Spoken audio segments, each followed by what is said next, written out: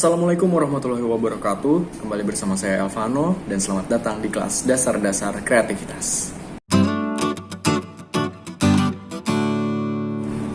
Untuk pembahasan di modul kali ini kita akan membahas tentang format-format program acara yang ada di televisi. Khususnya adalah program acara yang berformat news atau berita atau informasi.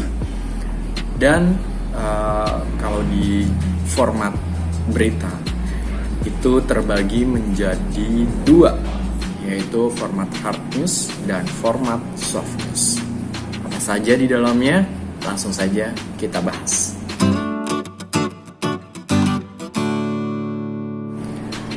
Baik, kita akan langsung membahas tentang format program acara berita yang berformat hard news atau berita keras.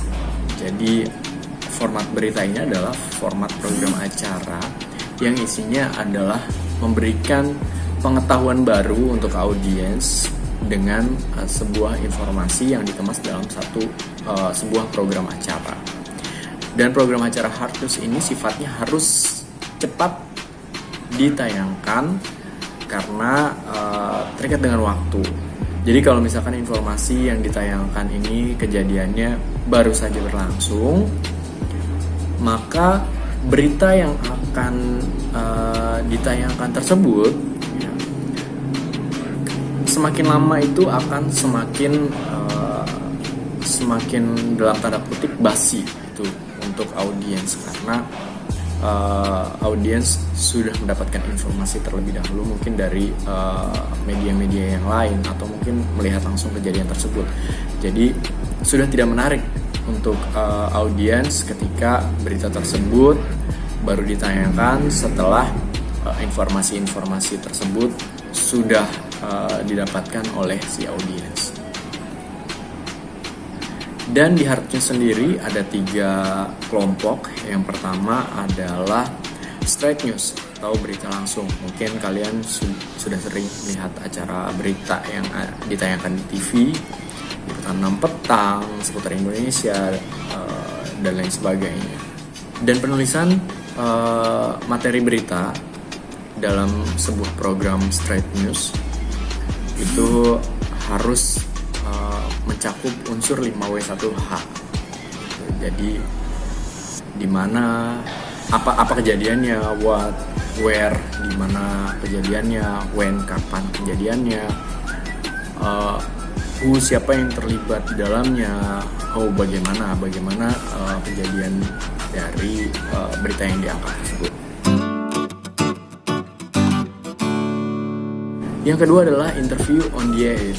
Jadi pada saat siaran langsung atau saat rekaman, sang presenter atau news anchor itu langsung menginterview narasumber, bisa lewat telepon atau sambungan video, itu atau narasumbernya datang langsung ke studio, itu bisa dilakukan. Dan yang ketiga adalah on the spot reporting.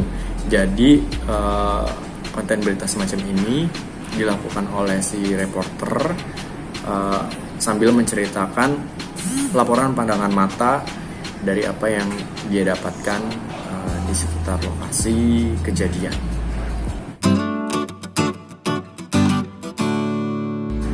Dan selanjutnya adalah format berita soft news atau berita lunak. Jadi soft news ini tidak bersifat tergantung dengan waktu tayang. Jadi sifatnya timeless, bisa ditayangkan kapan saja, namun dengan waktu yang tidak terlalu lama dari kejadian tersebut. Jadi berita ini masih bisa ditayangkan dalam kurun waktu 6 bulan atau 1 tahun ke depan, itu masih bisa ditayangkan gitu, karena tidak bersifat harus segera ditayangkan. Dan soft news sendiri ada 6 kelompok program acara yang masuk ke kategori soft news. Yang pertama untuk program acara berformat soft news, yang pertama adalah current affair. Current Affair ini adalah sebuah konten atau program acara yang terkait dengan berita yang sudah ditayangkan terlebih dahulu. Contoh misalkan ada kejadian demo di depan gedung MPR. Nah, nanti setelah berita tersebut tayang, mungkin ada program acara yang mengupas atau membahas lebih dalam dari kejadian tersebut. Nah, program acara tersebut namanya adalah program acara Current Affair. Format yang kedua adalah magazine. Jadi program acara ini sama seperti kita membaca majalah, di dalamnya seperti ada rubrik-rubrik. Mungkin salah satu contoh yang sering kita tonton adalah program acara On the Spot. Itu adalah salah satu contoh program acara magazine. Jadi ada informasi-informasi yang dirangkum dalam sebuah konten di dalam program acara tersebut. Yang ketiga adalah infotainment. Jadi infotainment ini adalah penggabungan kata dari kata informasi dan entertainment. Jadi berita-berita yang ada di dalam program acara infotainment ini adalah informasi atau berita-berita yang terkait dengan dunia hiburan. Mungkin berita tentang artis, gosip dan segala macam. Yang keempat adalah feature. Feature ini adalah berita ringan yang sifatnya timeless. Mungkin kalau misalkan kita suka nonton berita, ya, di akhir segmen itu biasanya ada berita-berita yang ringan dan yang bersifat timeless. Misalkan tempat-tempat hiburan, tempat makan, atau kuliner dan segala macam. Itu masuk ke dalam kategori feature.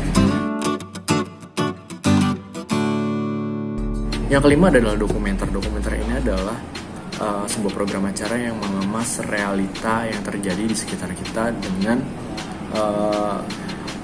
serelate mungkin dengan kejadian tersebut gitu. Jadi konten dokumenter ini tidak boleh dibuat-buat dan butuh riset yang sangat panjang untuk membuat sebuah film dokumenter, karena mengangkat sebuah realita yang terjadi di sekitar kita. Dan yang keenam adalah konten berita sport ya. Jadi sport ini masuk ke dalam kategori soft news. Jadi sifatnya timeless.